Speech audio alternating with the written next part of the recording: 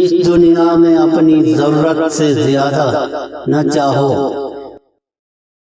فتنوں میں پڑنے کا آغاز وہ نفسانی خواہشیں ہوتی ہیں جن کی پیروی کی جاتی ہے۔ جو شخص کسی شے سے بے تحاشا محبت کرتا ہے وہ اس کی آنکھوں کو اندھا، دل کو مریض کر دیتی ہے۔ رشتہ داروں سے اچھا برتاؤ کرنا کہ یہ مال میں اضافہ اور عمر کی درازی کا سبب ہے۔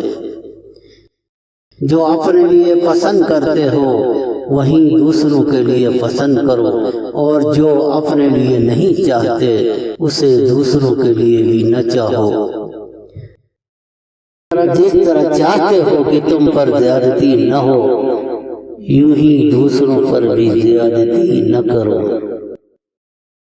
خود پسندی صحیح طریقہ کار کے خلاف اور عقل کی تباہی کا سبب ہے۔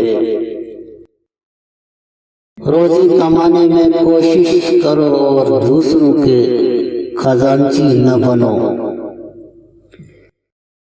دوسروں کے غلام نہ بنو جبکہ اللہ نے تمہیں آزاد بنایا ہے۔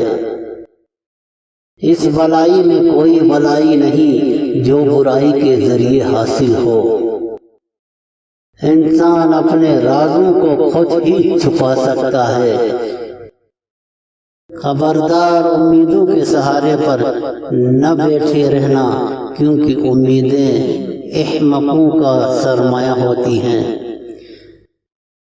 جو لوگ تم سے کم حیثیت کے ہیں انہی کو زیادہ دیکھا کرو، کیونکہ یہ تمہارے لیے شکر کا ایک راستہ ہے۔ جس نے خود پر زبان کو حاکم بنا لیا اس نے اپنے شخصیت کو ذلیل و رسوا کیا۔ فقیر و تنگ دستی عقل مند کی زبان کو دلائل کی قوت دکھانے سے گونگا بنا دیتی ہے۔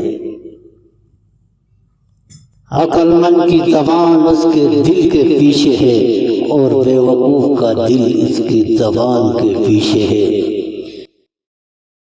وہ غلطی جو تمہیں پشیمان کرے اس سچائی سے بہتر ہے جو تمہیں مغرور کر دے۔